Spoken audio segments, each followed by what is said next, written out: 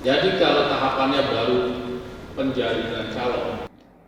Badan Pengawas Pemilihan Umum atau Bawaslu Provinsi Kalimantan Utara menggelar rapat koordinasi Sentral Penegakan Hukum Terpadu atau Sentral Gakumdu yang berlangsung di Hotel Tarakan Plaza, Rabu sore.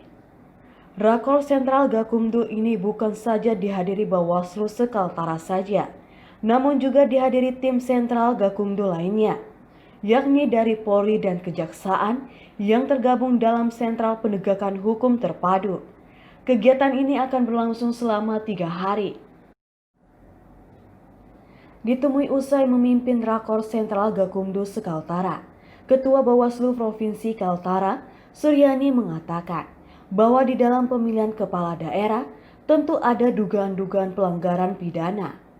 Rakor ini sendiri bertujuan untuk meningkatkan kerjasama yang erat dalam menghadapi Pilkada serentak 2020, serta mencapai satu pandangan terhadap kasus yang dihadapi oleh Sentral Gakumdu, yang terdiri dari Bawaslu, Kepolisian, dan Kejaksaan, mulai dari pemrosesan temuan maupun laporan dari masyarakat.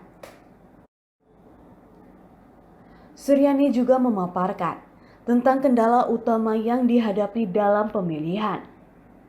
Tantangan terberat dalam menangani proses pelanggaran adalah waktu yang terbatas, anggaran terbatas, serta kesadaran untuk berpartisipasi menjadi pelapor.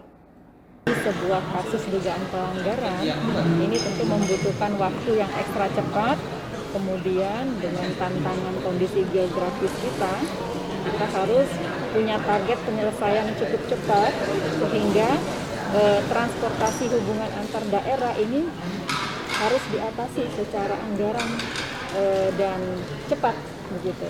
Nah, ya kita tahu kalau harus cepat, anggaran yang kita butuhkan cukup besar gitu ya, tantangannya anggaran. Kemudian hal yang lain adalah tentunya terkait dengan bagaimana kami menguatkan kapasitas kami, juga kesadaran masyarakat, melakukan sosialisasi dan mengajak partisipasi masyarakat untuk mau menjadi pelapor. Itu tantangannya. Kita ada 6 kasus ya, 6 kasus ini temuan ya, dan laporan. 1 laporan yang kita proses kemarin di KPT itu memang belum memenuhi syarat formil material.